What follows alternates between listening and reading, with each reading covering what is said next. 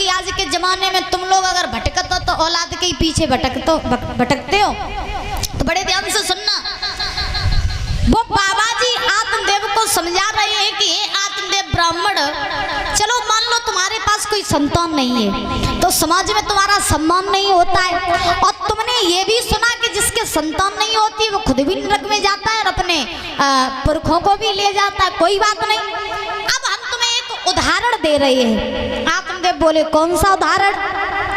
तो महाराज बाबा जी बोले ये मान लो कि तुम्हारे संतान होती और एक लड़का तुम्हारे घर में होता और वही लड़का बड़े होकर के तुम्हारा बिगड़ जाता, तुम्हें मारता, तुम्हारे ऊपर अत्याचार करता और तो और तुम्हारी सेवा नहीं करता, तुम्हारा जितना धन सब बर्बाद कर देता, फिर क्या तुम करते?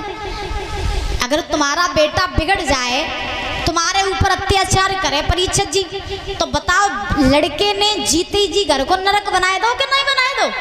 आप बताओ, क्योंकि औलाद अगर चाहे तो जीते ही जियत स्वर्ग दिखाई देवे, औलाद ही अगर चाहे तो जीते ही जियत नरक दिखाई देवे। बुजुर्ग जितने बैठे हैं बड़े ध्यान से सुन लेना, क्योंकि इंसान अगर सब जिंदगी में खून पसीने की कमाई करता है वो तो सिर्फ और सिर्फ अपनी औलाद के ही पीछे, औलाद अगर संस्कारी निकल आए तो तुम समझ लियो जिंदगी हमारी स्वर्ग है, और औलाद अगर बिगड़ जाए तो समझ लियो हमारी जिंदगी नरक के समान है।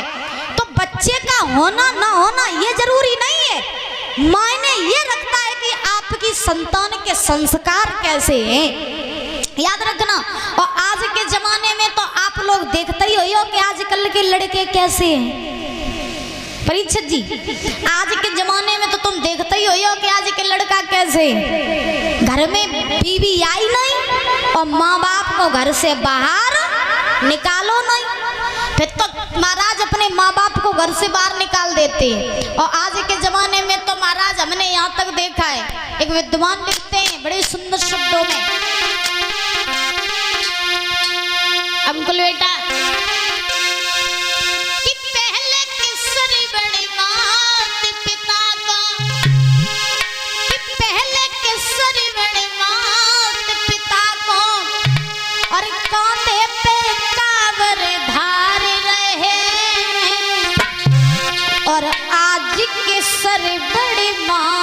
पिता को और मौत की घाटी उतार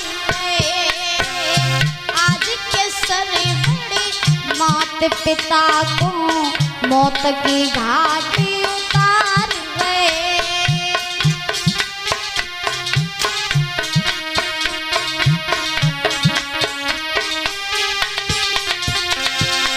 आज की दशा ये, पहले के श्रवण कुमार हुए थे जिन्होंने अपने कांधों पर अपने माँ बाप को महाराज बैठाल करके पूरी तीर्थ यात्रा करा दी थी है? और आज के जमाने में देखो घर में माँ बाप पानी को तरस रहे और लड़का अपनी अपनी बीवियों के साथ में तीर्थ पे घूम रही। बताओ सही बात है कि नहीं है दादा? आगे जितने हमारे बुजुर्ग बैठे, पहले के सरवण अपने माँ बाप को कांधों पर बैठाल के तीर्थ यात्रा करवा रहे थे और आज के घर में माँ बाप पानी को तरस रहे और लड़का बहू मथुरा की यात्रा कर रहे। तो ऐसे तीर्थ को कोई फायदा नहीं है, क्योंकि घर में माँ बाप तुम्हें रोए रहे और तुम मथुरा काशी घूम रहे, तो ऐसा तीर्थ काऊ काम को ना है। सुना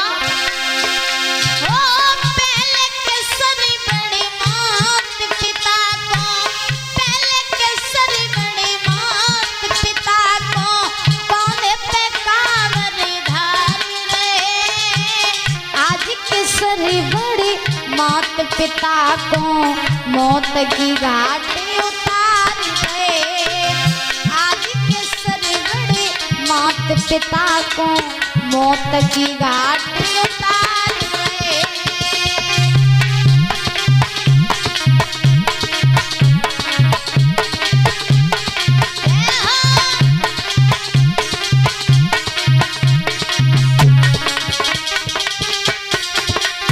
और सुनो, अरे बने सुदामा मित्र कृष्ण के बने सुदामा कृष्ण मित्र के गले मिले दुख टाल रहे। आज सुदामा कृष्ण मित्र के घर में डाका डाल रहे। आज सुदामा कृष्ण मित्र के घर में डाका डाल रहे।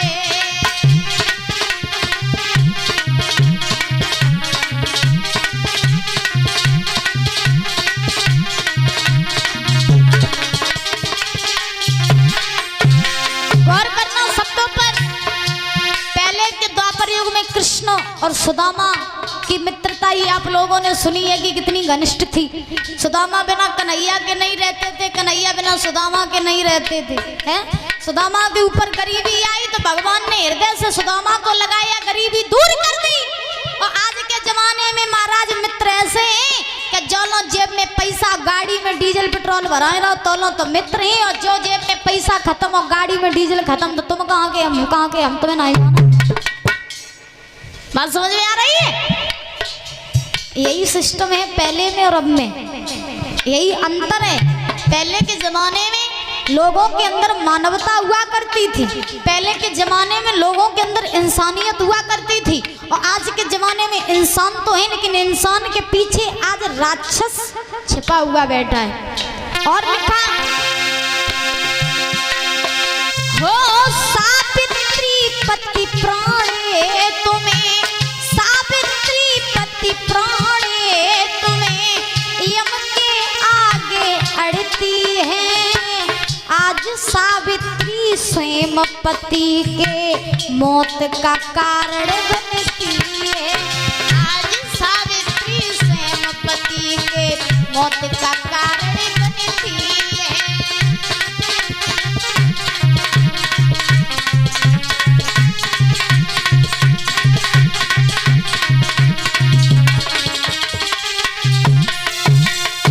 पहले की महाराज सावित्री ऐसी थी जो यम से भी अपने पति को ले आई थी, और आज की